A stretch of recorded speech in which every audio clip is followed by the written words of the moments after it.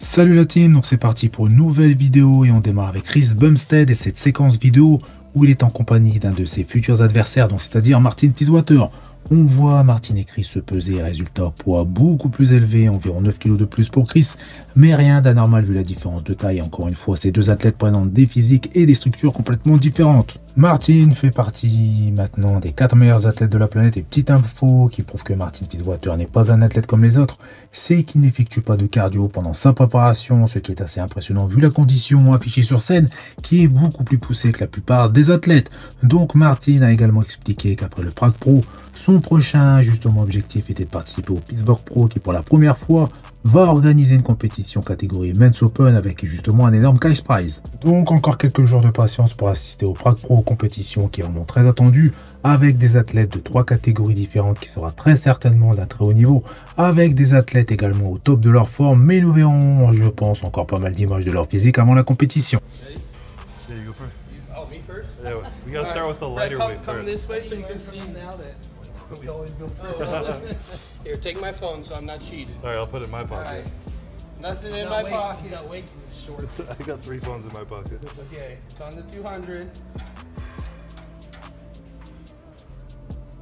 Oh shit, bro. Put on some weight. It's cheating. Well, I was 238 this morning. I'm 239.5 Really? with 2 liters of water and 3 meals, so that's probably about right, boys. That's crazy. 239 and a half. Chris is gonna be 260 because he's been eating muffins. I have not. 254. Oh, 260. 260, you fat boy. Oh shit. Maybe this thing's a little heavier. He also has his shoes on and his shirts, but Probably 258, 257. yeah. On enchaîne avec la liste officielle des participants au Roumanie Pro qui aura lieu ce week-end, donc le 9 et 10 novembre. Cette liste comporte 15 athlètes et comme prévu, il est le premier sur la liste, l'un des favoris pour la première place. Je parle du Brésilien Rafael Brandao.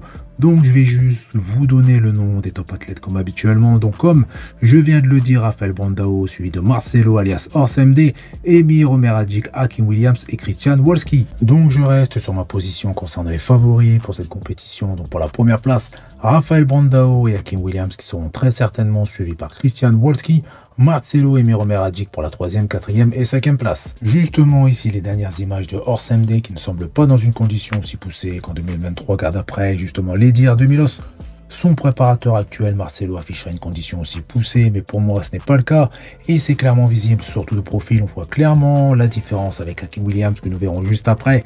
Moins de séparation, justement les séparations ne sont pas du tout si profondes, une sangle abdominale qui demande à être encore creusée, une peau plus épaisse, une qualité musculaire beaucoup moins présente, aucune dureté musculaire, une condition justement qui n'est pas du tout celle attendue à quelques jours d'une compétition qualificative pour Monsieur Olympia. Marcelo ressemble plus à un athlète lui restant quelques semaines plutôt que quelques jours de préparation.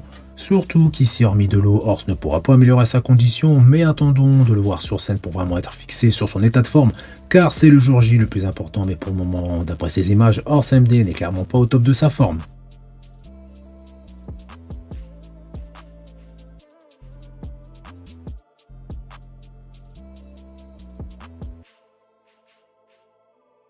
On enchaîne avec Hakim Williams qui est en grande forme, même si je ne suis pas fan des photos prises dans le miroir. Mais bon, concernant Hakim, il n'a pas besoin de ça pour paraître énorme. Donc sur cette photo, Hakim est en super condition.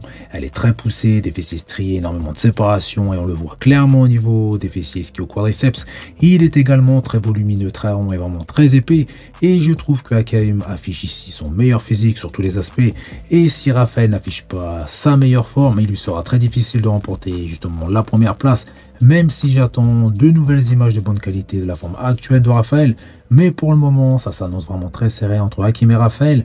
Mais pour jouer le jeu des prédictions, petit avantage pour Hakim Williams, même si c'est le jour J que les choses vont se jouer, car les derniers jours de préparation changent souvent les choses sur les physiques des athlètes. Info concernant le nouveau préparateur de Nick Walker, il s'agirait de Kyle Wilkis et non de Stefan Kinsel. Donc ce préparateur est loin de faire partie des préparateurs les plus connus et personnellement je ne le connaissais pas.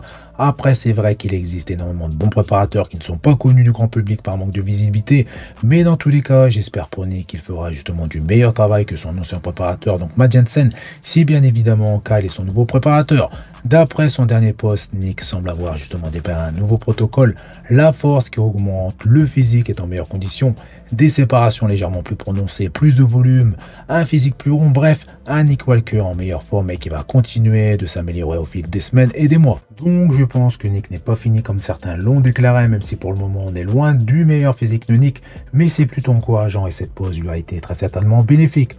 Pour revenir sur son nouveau préparateur Kyle et après quelques recherches, il est bien évidemment préparateur pour des athlètes pros, mais il a également préparé certains influenceurs américains très célèbres qui ont participé à des compétitions récemment, donc nous verrons avec le temps si le choix de Nick a été justement un choix judicieux, en espérant qu'il soit vraiment présent, donc n'hésitez pas à me donner votre avis dans l'espace commentaire. Et on finit avec un update de Heidi Chopin qui au moment où il poste cette photo est en période off, ce qui veut dire qu'il n'est sous aucun protocole pour laisser son corps se reposer, donc après je ne sais pas depuis combien de temps et pour combien de temps encore, mais je doute que ça soit justement une longue période, même si Heidi n'a aucune compétition en vue hormis Monsieur Olympia 2025, ce qui lui laisse justement un temps fou pour laisser son corps se reposer pour ensuite commencer sa préparation pour Olympia, ce qui semble être une bonne stratégie pour que son corps réagisse au mieux à la préparation pour afficher un physique vraiment déchiqueté de la tête aux pieds, de face et de dos, surtout sur sa chaîne postérieure comme je viens de le dire, car de face Heidi n'a pas vraiment de problème, mais par deux fois sa chaîne postérieure lui a fait perdre le titre de Monsieur Olympia. Donc voilà, c'est tout pour cette vidéo. Donc comme d'habitude, je compte sur vous pour faire péter les pouces bleus, ça fait plaisir. Vous pensez également à vous abonner pour ne rater aucune de mes prochaines vidéos et je vous dis à bientôt.